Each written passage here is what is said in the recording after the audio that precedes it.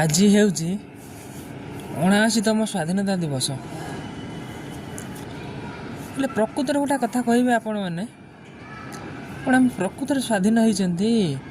ଏଠାରେ ଆମର ଝିଅମାନେ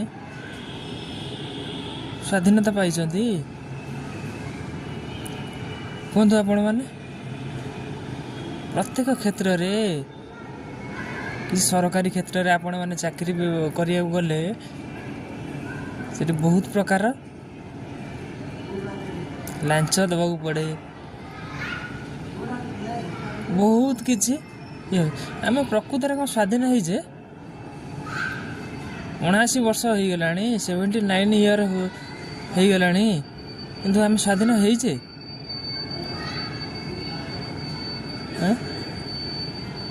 ମୋତେ ତ ଲାଗୁନି କାହିଁକି ଆମେ ସ୍ୱାଧୀନ ହେଇଛେ।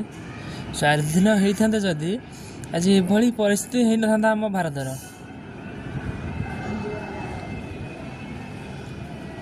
କ'ଣ କହୁଛନ୍ତି? ମୁଁ ଭୁଲ କହୁଛି କିଛି?